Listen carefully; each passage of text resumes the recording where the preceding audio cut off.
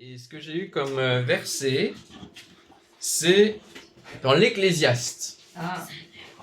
À plaire à quelques-uns. L'Ecclésiaste. Et le titre de la pensée de ce matin, c'est « Profite, mais n'oublie pas ». Profite, mais n'oublie pas.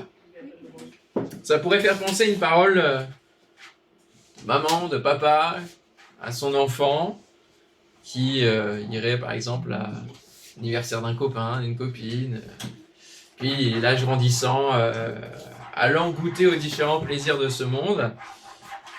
Une liberté donnée, mais suivie d'une recommandation. Profite, mais n'oublie pas.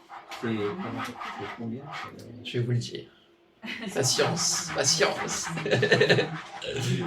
Et donc, on se rend compte, avant qu'on puisse aborder l'Ecclésiaste, on se rend compte que cette liberté, suivie d'une recommandation, eh bien, c'est ce qui se trouve dans le jardin d'Éden. Dès le début en fait, de la création, on a cette chose. Vous avez le droit de manger de tout, merci de suivre, de tous les arbres du jardin, mais pas de celui de l'esprit de la connaissance. De l'arbre de la connaissance du bien et du mal. Car le jour où tu en mangeras, tu mourras. Et ce matin, j'aimerais aborder avec vous vraiment la dimension de jouissance de la vie, de cette liberté qui nous est donnée, mais aussi des recommandations divines pour que cette liberté soit la plus profitable possible pour chacun d'entre nous. Et ne pas oublier que cette vie dans laquelle nous sommes, eh bien, prendra fin un jour. L'Ecclésiaste l'aborde donc avec une certaine poésie dans l'écriture, et c'est aussi le résumé de ce qu'il a vécu. Et je prendrai pour sous-titre l'image des saisons. Alors, premier sous-titre, profite de ton printemps et de ton été. Profite de ton printemps, de ton été. Ecclésiaste chapitre 11, versets 7 à 10. Ecclésiaste 11, versets 7 à 10. Donc l'Ecclésiaste, pour rappel, c'est un livre qui a été, T'es sûr on pense, que c'est fortement... Ecclésiaste 11 parce que ça se termine à 8. Chapitre 11. Ecclésiaste 11, mais après ça se termine de 7 Alors à 8. c'est une histoire de version et de versets. Ah bon, Il y a des changements. moi j'en ai que 8. Suivant les versions, les versets sont pas au même endroit pour l'Ecclésiaste, la fin de l'Ecclésiaste. Mais donc c'est un livre qui est intéressant parce que c'est le fruit des conclusions de la vie d'un homme. Voilà, c'est ça qui est très intéressant, c'est qu'on écoute quelqu'un qui a vécu, tirer les leçons de l'ensemble de sa vie. Et il dira donc, la lumière est douce et il est agréable aux yeux de voir le soleil. Si donc un homme vit beaucoup d'années, qu'il se réjouisse pendant toutes ces années. Et qu'il pense aux jours de ténèbres qui seront nombreux, tout ce qui arrivera est vanité.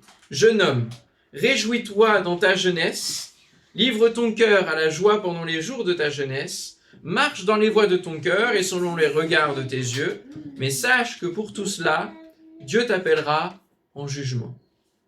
Bannis de ton cœur le chagrin, et éloigne le mal de ton corps, car la jeunesse et l'aurore sont vanité. C'est vraiment ce verset-là, jeune homme, réjouis-toi dans ta jeunesse, quelque part profite, qui était là ce matin sur mon cœur depuis hier.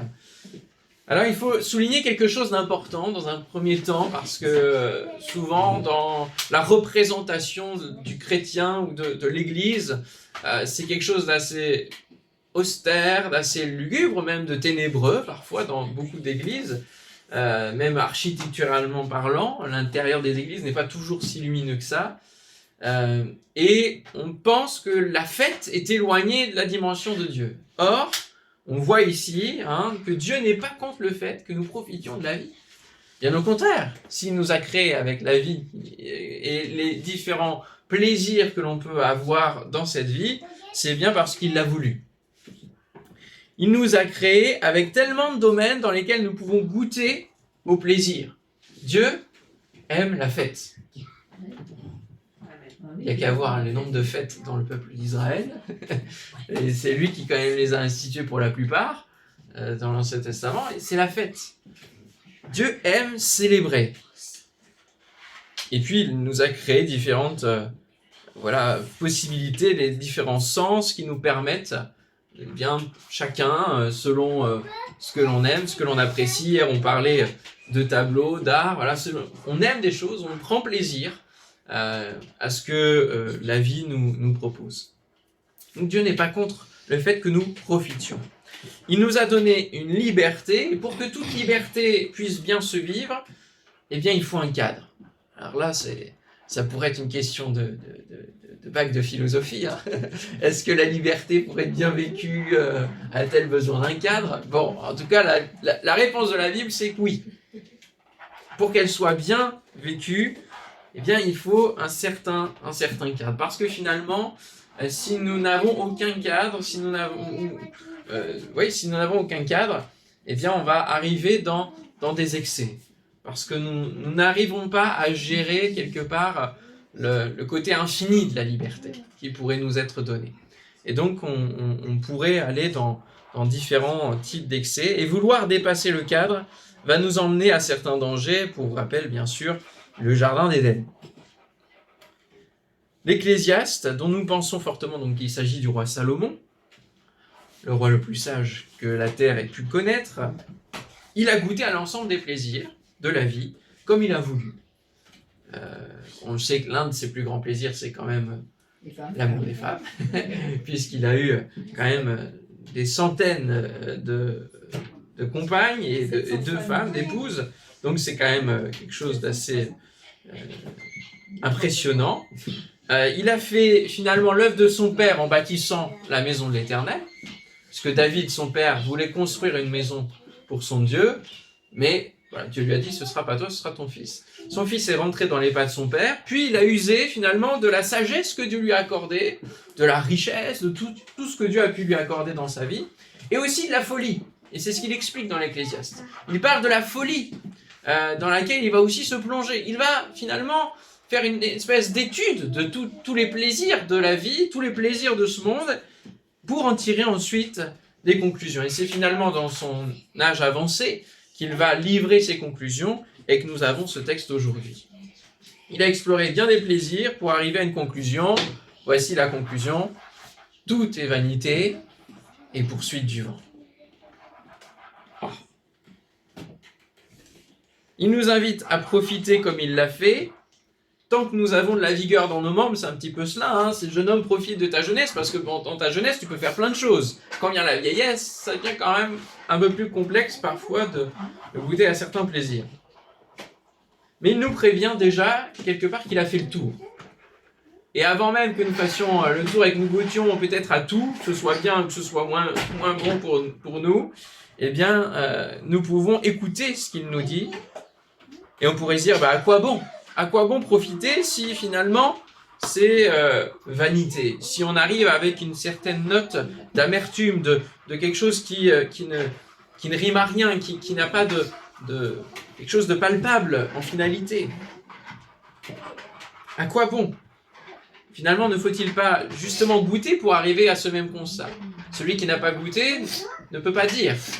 Celui qui n'a pas lu un livre ne peut pas en faire la critique.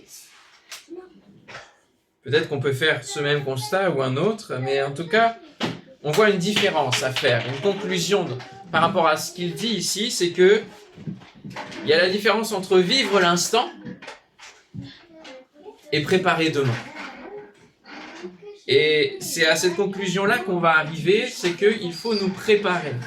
Et j'aimerais citer pour chacun de vous, et je pense que peut-être que certains des enfants qui sont là ont vu cette fable. Peut-être que Théo va la voir dans quelques années. À quelle fable ça peut vous faire penser? De quoi? Le fait de vivre l'instant ou de préparer demain? Ah, la fourmi et la cigale. C'est ça. La cigale et la fourmi. Est-ce qu'il y en a qui la connaissent par cœur? C'est là que j'interviens. La cigale, ayant chanté tout l'été, se trouva fort dépourvue quand la bise fut venue. Pas un seul morceau de verre ou de vermisseau, quelque chose comme ça. De mouche ou de vermisseau. De mouche ou de vermisseau. Elle alla crier famine chez la fourmi sa voisine, lui priant de lui donner quelques grains pour subsister jusqu'à la saison nouvelle. Je vous paierai, lui dit-elle. Avant l'août, foi d'animal. Intérêt est principal. La fourmi n'est pas prêteuse, c'est là son moindre défaut. Que faisiez-vous au temps chaud dit-elle à cette emprunteuse. Au temps chaud, je chantais, ne vous déplaise. Vous chantiez, j'en suis fort aise. Eh bien, dansez maintenant. Yeah. On peut l'applaudir. Parce qu'on retient, quand on est petit, on l'a toute la vie, donc Yes. Bravo. C'est une fable très biblique, finalement. Et je citerai aussi, parce que j'ai appris que La Fontaine avait un petit peu pompé quand même sur une certaine femme que l'on a cherché à cacher, qui s'appelle Marie de France, qui 500 ans avant avait déjà écrit quelques vers très très ressemblants. Je vais lire celle-ci, à moins que tu la connaisses aussi. Un grillon par un jour d'hiver entra, parce que c'est le grillon et la fourmi, donc c'est un petit peu différent. Entra dans une fourmilière, il faisait froid, il y entra. C'est le hasard qui l'y mena. Il demanda un peu de grain pour subsister, il avait faim. Et il n'avait plus rien chez lui. Que faisais-tu dit la fourmi. Au mois d'août, autant d'engranger pour mettre du grain de côté. Je chantais, dit-il, j'égayais les autres bêtes, mais jamais je n'en ai eu un seul merci. Et donc, je viens me mettre ici. Et donc c'est ça, chante pour moi, sauf le respect que je te dois, tu aurais mieux fait d'amasser, en été de quoi subsister, que d'être ici tout grelottant, le ventre creux, mendigotant. Pourquoi devrais-je te nourrir? Tu ne peux en rien me servir. Il ne faut vivre, on peut le voir, en insouciance et nonchaloir, mais comme on le peut, tout au moins, s'efforcer d'acquérir du bien qui est nanti et préféré à qui vient geindre et quémander. Effectivement, c'est assez similaire. Voilà. Il y a plagiat. Depuis, son honneur a été restauré. Vous avez des livres qui mettent en avant justement cette poésie et cette manière de dire des comportements humains. Et c'est cela qu'il faut retenir. La question que je vous laisse, êtes-vous plutôt cigale ou fourmi? Est-ce que vous préférez vivre l'instant, profiter pleinement du printemps et de l'été, et quand vient l'automne et l'hiver, eh bien, vous vous retrouvez le ventre creux, ou alors êtes-vous fourmi à travailler pour pouvoir profiter ensuite? Parce que c'est ça, c'est comment profiter, comment bien profiter. Aimez-vous prévoir le lendemain, la saison d'après, ou profitez seulement de ce qui s'offre à vous en disant « je verrai cela plus tard ». C'est ce qu'on peut entendre lorsque on parle de l'évangile autour de nous, et qu'on parle du fait de préparer son éternité, parce que finalement il y a deux grandes saisons. Et il y a cette saison-là qui est courte, qui passe vite, qui est cette vie d'ici-bas, et puis il y a l'éternité qui est quand même plus longue, puisqu'elle s'appelle éternité. Et la Bible entière annonce comme une recommandation qui résonne ce matin de préparer justement cette saison d'après. Et ça se passe dans cette saison de maintenant. Donc profite de ton printemps, de ton été, mais n'oublie pas que l'automne et l'hiver arrivent juste après. Et là j'aimerais lire l'Ecclésiaste au chapitre 12, verset 1er, qui dit « Mais souviens-toi de ton Créateur pendant les jours de ta jeunesse, avant que les jours mauvais arrivent et que les années s'approchent où tu diras « Je n'y prends point plaisir ». Et ensuite nous avons la description très poétique, très métaphorique de la vieillesse qui se met en place dans le corps, et ça on l'avait déjà lu, étudié, et je vous laisserai le relire, mais c'est un passage très beau, de manière littéraire vraiment. Mais du coup on entend l'Ecclésiaste qui dit profite des jours de ta jeunesse, et pendant ces jours de la jeunesse quand même souviens-toi que tu as un créateur. Interrogez les anciens, demandez ce qu'ils regrettent ou ce qu'ils changeraient dans leur vie. C'est porteur de leçons. Ne méprisons pas la parole des anciens et ne méprisons pas la parole de l'ancien des jours. C'est un des autres noms de Dieu. Ne méprisons pas la parole des hommes de la Bible qui ont vécu leur vie et des conclusions qu'ils peuvent en porter. La Bible dit même il vaut mieux considérer la fin que le commencement. Souviens-toi que tu as un créateur. Et la Bible dit à un autre endroit, par la bouche du prophète Amos, « Prépare-toi à la rencontre de ton Dieu ». Parce que finalement, nous pouvons parler des saisons, prévoir la saison de l'automne et l'hiver, mais ça se trouve, nous ne la connaîtrons jamais. Enfin, nous connaîtrons celle de l'hiver très rapidement, à savoir la mort. Voici celui qui a formé les montagnes et créé le vent, et qui fait connaître à l'homme ses pensées, celui qui change l'aurore en ténèbres et qui marche sur les hauteurs de la terre. Son nom est l'Éternel, le Dieu des armées. Prépare-toi à la rencontre de ton Dieu.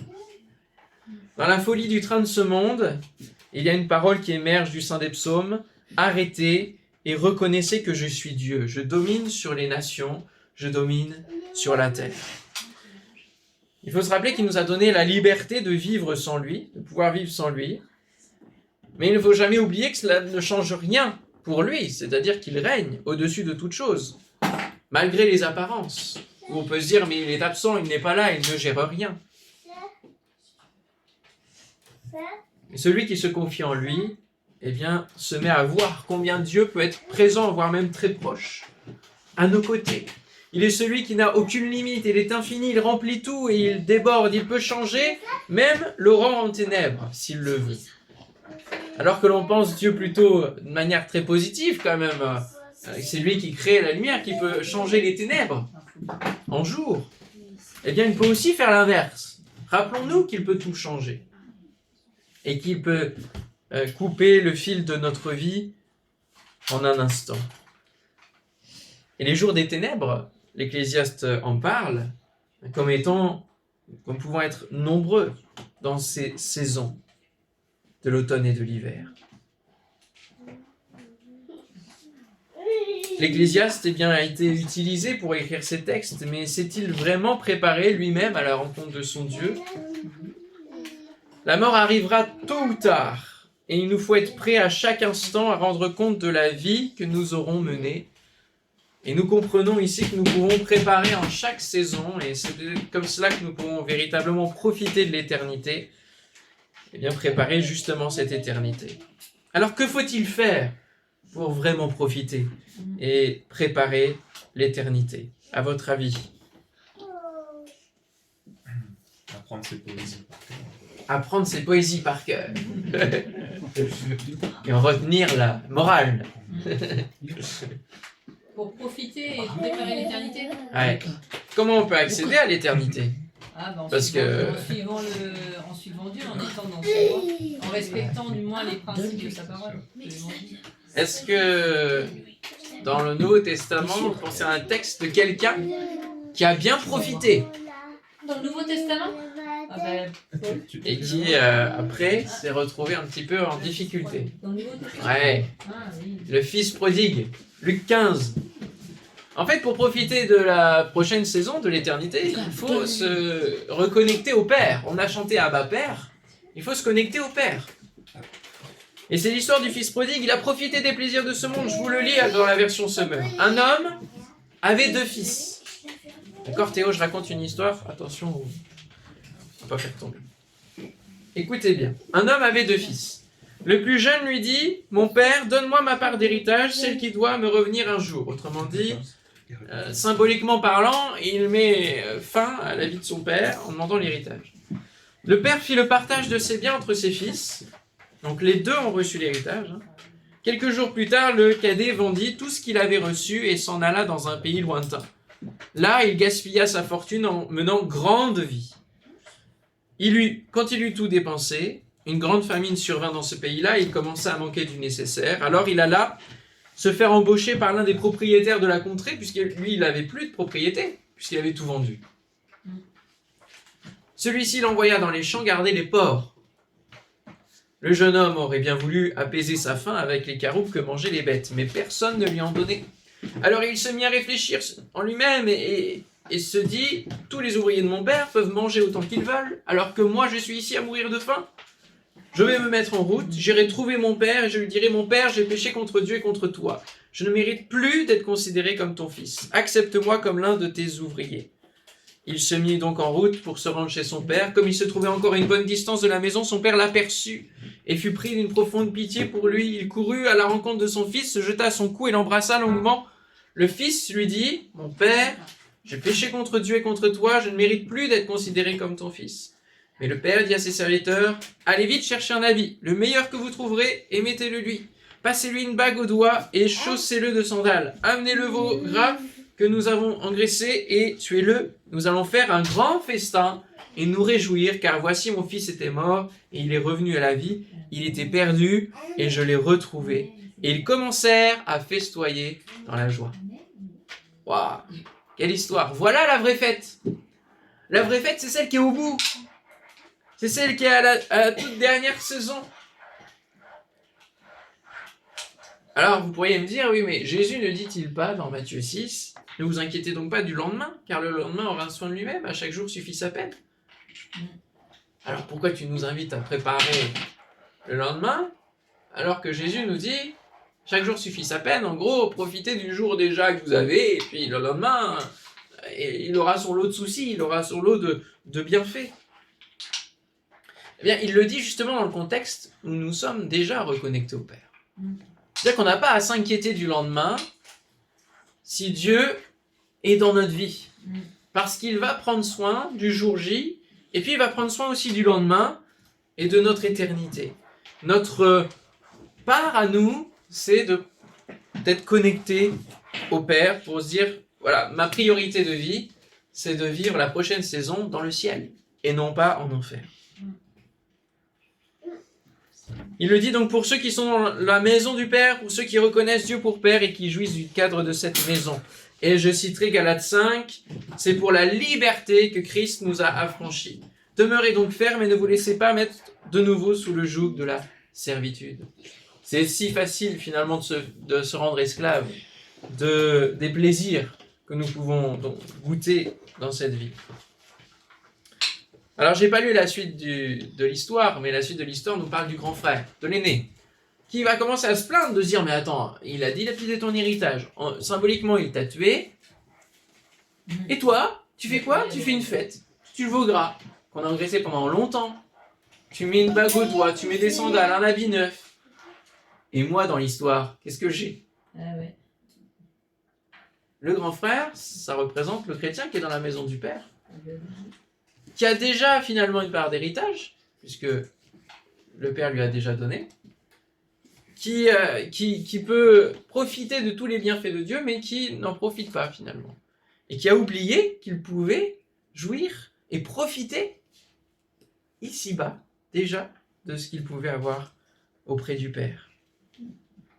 Le problème du grand frère, c'est qu'il comptait sur ses propres efforts pour acquérir l'héritage, la fin de son héritage, pour acquérir l'attention de son père, il voulait s'en montrer digne. Et cela nous parle du grand problème qui s'est passé dans l'Église et qui se passe encore dans l'être humain, c'est qu'il veut mériter son salut. Et qu'il veut tout faire des efforts, des œuvres pour mériter son salut, pour mériter le ciel, pour mériter son héritage. Alors que le Père répond, eh bien en fait, tu peux profiter. Puisque tu es dans le cadre de ma maison, de ma propriété, tu as même une part de ton héritage. Profite. Profite. Et de la même manière, en tant que chrétien, nous devons profiter de la foi que Dieu nous donne pour l'user, pour pouvoir dire Seigneur, telle bénédiction, on la réclame, pouvoir prier. Jésus dira à ses disciples, vous ne demandez pas. Pourquoi vous ne demandez pas? Parfois, on peut avoir peut-être l'impression de déranger Dieu en demandant trop. Mais c'est notre Père. Nous pouvons aller lui demander et redemander encore. Après, c'est lui qui donne ou pas. Il est clair que Dieu nous jugera sur nos œuvres et sur la manière dont nous aurons vécu notre vie. Mais ce n'est pas là-dessus que nous aurons l'héritage des enfants de Dieu. C'est sur notre foi. C'est sur la foi. Il suffit de croire. Les œuvres nous donneront des récompenses que Dieu voudra bien nous donner, mais nous ne méritons pas. Nous ne méritons rien. Et ça aussi, il ne faut pas l'oublier. N'oublie pas de profiter. On pourrait aussi dire aux grands frères, n'oublie pas de profiter. Alors en conclusion, craindre Dieu, c'est le commencement de la sagesse. Les derniers versets de l'Ecclésiaste nous disent « Écoutons la fin du discours, crains Dieu et observe ses commandements. C'est là ce que doit faire tout homme, car Dieu amènera toute œuvre en jugement au sujet de tout ce qui est caché, soit bien, soit mal. Et c'est finalement cohérent avec le livre des Proverbes dont il est aussi l'auteur, et qui commence par ce premier conseil, la crainte de l'Éternel est le commencement de la science, les insensés méprisent la sagesse et l'instruction. Alors en finalité, je dirais, ne faisons pas les insensés ou ne soyons pas insensés. Et je lirai 2 textes pour cela, un texte de Jésus dans Luc 12, qui va dire « Gardez-vous avec soin de toute avarice, car la vie d'un homme ne dépend pas de ses biens, fut-il dans l'abondance. » Et c'est vrai qu'on n'a jamais vu un coffre-fort suivre un corbillard. Il leur dit cette parabole, les terres d'un homme riche avaient beaucoup rapporté. Il raisonnait en lui-même en disant, que ferai-je? Car je n'ai pas de place pour serrer ma récolte. Voici, dit-il, ce que je ferai, j'abattrai mes greniers, j'en bâtirai de plus grands, j'amasserai toute ma récolte et tous mes biens, et je dirai à mon âme, tu as beaucoup de biens en réserve pour plusieurs années, repose-toi, mange, bois et réjouis-toi. Tout ça est louable, hein? Mais Dieu lui dit insensé. Cette nuit même, ton âme te sera redemandée, et ce que tu as préparé, pour qui cela sera-t-il? Il en est ainsi de celui qui amasse des trésors pour lui-même, et qui n'est pas riche pour Dieu. Et là, on voit qu'on peut préparer, en fait. On peut passer toute sa vie à trimer, à travailler, pour pouvoir espérer profiter d'une retraite pleine, abondante. Et puis finalement, dès le premier ou deuxième jour de la retraite, ne plus être. J'en ai entendu plus d'un cas. Au début de la retraite, ils sont partis. Ils sont partis. Donc on peut préparer, c'est vrai. Mais pourquoi? Est-ce que c'est pour amasser ici ou est-ce que c'est pour amasser dans le ciel? Et je citerai Éphésiens 5 qui dit « Prenez donc garde de vous conduire avec circonspection, non comme des insensés, mais comme des sages. Rachetez le temps, car les jours sont mauvais. C'est pourquoi ne soyez pas inconsidérés, mais comprenez quelle est la volonté du Seigneur. » Et ce matin, c'est un appel pour chacun d'entre nous. Comprenons quelle est la volonté du Seigneur pour notre vie. Quelle est la volonté de Dieu? Quel est son conseil, son bon conseil? Il ne nous impose rien, il nous conseille, il nous recommande de dire, mais prépare-toi à la rencontre, à ma rencontre. Et sois déjà en fait en connexion avec moi sur cette terre. Parce que ce n'est pas après que tu pourras négocier quoi que ce soit. C'est maintenant. Et sois riche pour Dieu, pour son royaume.